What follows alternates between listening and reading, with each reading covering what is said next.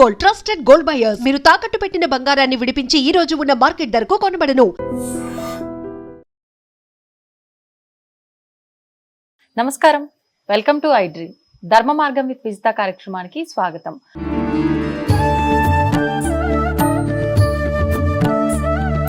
నమస్కారం అండి. జై శ్రీరామ్. జై శ్రీరామ్. ఇప్పుడు ప్రతి ఒక్కరూ కూడా ఇంటి నుంచి బయటికి వెళ్ళిన మనిషి మళ్ళీ ఇంటికి రావాలి అని అంటే నిజంగా ఒక టెన్షన్. వాళ్ళ ఇంటికి వచ్చే వరకు పరిస్థితులు చూస్తే చాలా ఘోరంగా ఉన్నాయి. అది మనం కరెక్ట్గా ఉన్నా మనకు ఆపోజిట్లో వచ్చే వాళ్ళు కరెక్ట్గా ఉండాలని లేదు. ఎన్నో రకాల ప్రమాదాలు అకస్మాత్తుగా జరుగుతున్నాయి. ఒకప్పటి కాలంలో అయితే పెద్దవాళ్ళు ఇంట్లోంచి వెళ్ళేటప్పుడు ఖచ్చితంగా దేవునికి దండం పెట్టుకొని ఏదో ఒక మంత్రమో నామమో చెప్పుకొని తల్లిదండ్రులకు కూడా నమస్కారం చేసుకొని వెళ్ళాలి అనే సిద్ధాంతం ఉండేది. ఇప్పుడు అలాంటివి అయితే మనకి ఎక్కడా కనిపించట్లేదు, చాలా తక్కువగా ఉండుంటాయి. మరి ఒకవేళ ఆపదలో ఉన్న వాళ్ళకి కానివ్వండి, ఏదైనా అకస్మాత్తు ప్రమాదాలు జరగకుండా ఉండడానికే కానివ్వండి, ఇటువంటి ఇబ్బందులకి ఒకే ఒక్క మంత్రం కానీ నామం కానీ ఏదైనా ఉందా అందరూ చేసుకోవడానికి సులువుగా ఉండేది? తప్పకుండా అమ్మా, చాలా గొప్పనైనటువంటి స్తోత్రం ఉంది. ఆపదుద్ధారక స్తోత్రం అని అంటారు. 32 అక్షరాలు, 32 శ్లోకాలు, 32 శ్లోకాల నుండి 32 అక్షరాలుగా తీసుకోబడ్డది. 32 శ్లోకాలు చదివితే విశేషం. రోజు కూడా చదవలేరు కదండి. అందుకనే ఈ శ్లోకం ఒక్కటి చదివితే సర్వ సంపదలు, ఆపదలు తొలగిపోతాయి. ప్రయాణం చేసేటప్పుడు, నిద్రపోయేటప్పుడు, నిద్ర నుండి లేచిన తర్వాత అన్ని వేళలా కూడా ఈ శ్లోకాన్ని చదవచ్చండి. ఈ స్తోత్రము అగస్త్య సంహిత ఉమామహేశ్వర సంవాదే అని చెప్పారన్నట్టు. చాలా గొప్పనైనటువంటి స్తోత్రం నుండి వచ్చినటువంటిది. ఆపదామపహర్తారం దాతారం సర్వసంపదాం లోకాభిరామం శ్రీరామం భూయో భూయో నమామ్యహం.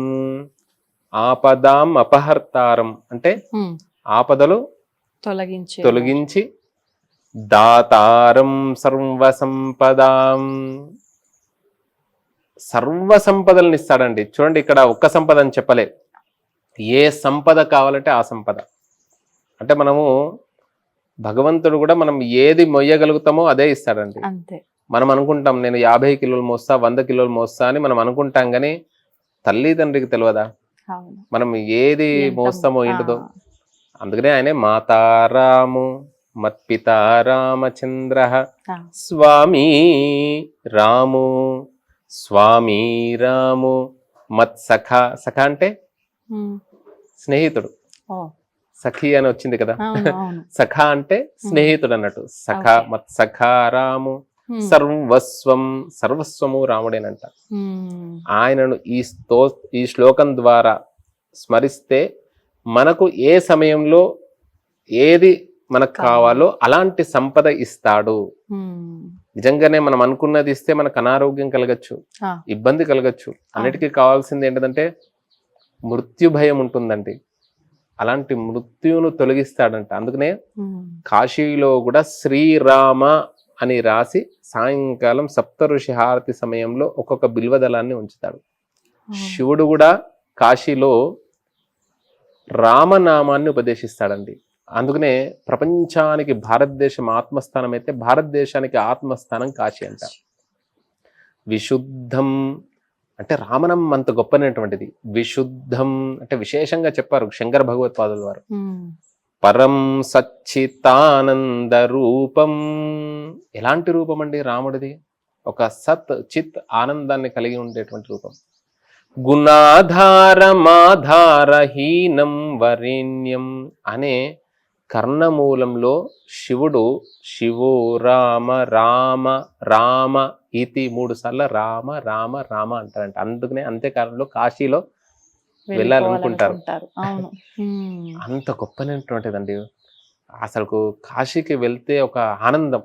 అక్కడ ఎప్పుడూ కూడా పరమేశ్వరుడు అలా త్రిశూలాన్ని బట్టి నేను ఉన్నాను అని చెప్పేసి మోక్షాన్ని ఇస్తా. అంటే ఆయన ఉపదేశించేటువంటి మంత్రం తారకం బ్రహ్మ రూపం. తారక మంత్రం అండి. శ్రీరామ రామ రామ. అందుకనే శ్రీరామ జయ రామ జయ జయ రామ అని 13 అక్షరాల మంత్రం అనుకోవాలని చెప్పారు.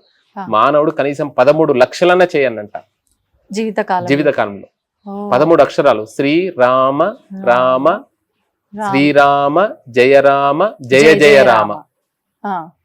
ఇది ఎవరో కాదు, ఈ రామనామాన్ని పార్వతీది అన్నిటికంటే ఈ 1000 నామాలు ఇవన్నీ కూడా చేయలేరు ప్రజలు. మళ్ళా ఏదైనా ఉపాయం చెప్పు స్వామి, కేనోపాయేన లఘున విష్ణుర్నామ సహస్రకం అని అంటుంది పార్వతీదేవి. అప్పుడు శ్రీరామ రామ రామ ఇతి రమే రామే మనోరమే సహస్రనామ తత్తుల్యం రామనామ వరాననే అని చెప్తారన్నట్టు. అంత గొప్పనైనటువంటి నామం శ్రీరామనామం. అలాంటి రాముణ్ణి శివుడే అంటే శివుణ్ణి పూజిస్తే ఐశ్వర్యం లభిస్తుంది అంటారు. మళ్ళీ రాముణ్ణి పూజిస్తే, ఆయన్ని ఆరాధించేటువంటి రాముణ్ణి పూజిస్తే ఎంత ఐశ్వర్యం లభిస్తుంది. సర్వ సంపదాం, మనకు ఏ సమయంలో ఏది కావాలో అది ప్రసాదిస్తాడు. ముందుగా మృత్యు భయం లేకుండా అనుగ్రహిస్తాడంట. అకాల మరణాలను తొలగిస్తాడంట ఆ రామచంద్ర స్వామి వారు, రామభద్ర స్వామి వారు. శ్రీరామో రామభద్రశ్చ రామచంద్రశ్చ శాశ్వత. రామ అన్న, రామభద్ర అన్న, రామచంద్ర అన్న కూడా అనుగ్రహిస్తాడంట. అలాంటి స్వామి లోకాభిరామం శ్రీరామం, అలాంటి శ్రీరాముణ్ణి భూయో భూయో నమామ్యహం అని ఈ ఒక్క శ్లోకం 32 అక్షరాలు ఉంటుందండి.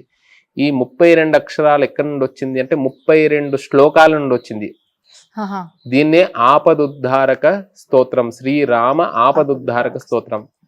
ఎలా మనకు లభించింది అని అంటే 2 శ్లోకాల ద్వారా మీకు వివరిస్తాను.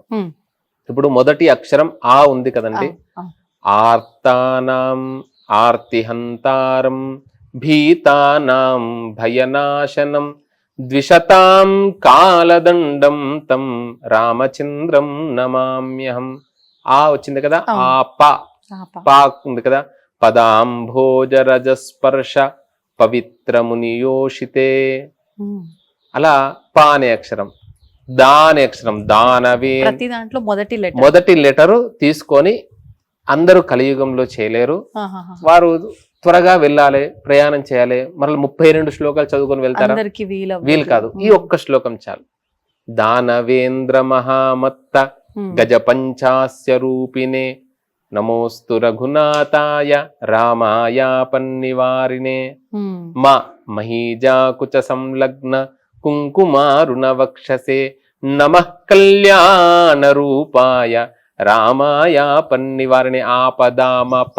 ఇట్లా ఒక్కొక్క శ్లోకం నుండి 32 శ్లోకాల నుండి ఈ 32 అక్షరాలు తీసుకొని ఆపదామపహర్తారం దాతారం సర్వసంపదం రెడీ అయిపోయింది కదండి. నిజంగా చాలా ఈజీ. అందరికీ కూడా కలియుగంలో ఈ ఒక్క శ్లోకం చదువుకొని అసలు ఇప్పటి వరకు మీకు ఏ మాధ్యమం వారు కూడా చెప్పకపోవచ్చు, మన ఐ డ్రీమ్స్ భక్తి మార్గం ద్వారా ఈ ఆపదామపహర్తారం దాతారం సర్వసంపదాం లోకాభిరామం శ్రీరామం భూయో భూయో నమామ్యహం అనేటువంటి శ్లోకాన్ని చదువుకోండి. అవకాశం ఉన్నటువంటి వారు 32 సార్లు చదువుకోండి. 32 సార్లు చదువుకుంటే రోజు 3 సార్లు చదువుతుంటే మీకు నోటుకు వచ్చేస్తుంది. చాలా 32 శ్లోకాలు చదివినటువంటి ఫలితం కూడా వస్తుంది. దీని ఫలితం కూడా చెప్పారు. 32 సార్లు చదివినటువంటి వారికి కారాగారం. ఇక్కడ ఇండియాలో చాలా లాయర్స్ ఉన్నారు, అందరూ ఉన్నారు. అమెరికాలో ఒక్కసారి లోపల వేస్తే బయటకు రావడం కష్టం. అలాంటి అమెరికా దేశంలో కూడా ఈ ఆపదుద్ధారక స్తోత్రాన్ని ఇదే వైశాఖ మాసంలో సూర్యోదయానికి పూర్వం ఇలా 100 సార్లు చేసంట, అంటే ప్రారంభం చేసి బయటకు వచ్చినటువంటి వారు ఉన్నారండి. కాని పనిని వైద్యులంతా కూడా చాలా కష్టం అండి పిల్లవాడు అని అన్నారు. అలాంటి వాడు బయటకు వచ్చాడండి. అంటే చాలా గొప్పనైనటువంటి మహిమాన్వితమైనటువంటి స్తోత్రం శ్రీరామ ఆపదుద్ధారక స్తోత్రం. ఆ స్తోత్రం చేయనటువంటి వారు ఈ శ్లోకం చేయండి, ధరించండి.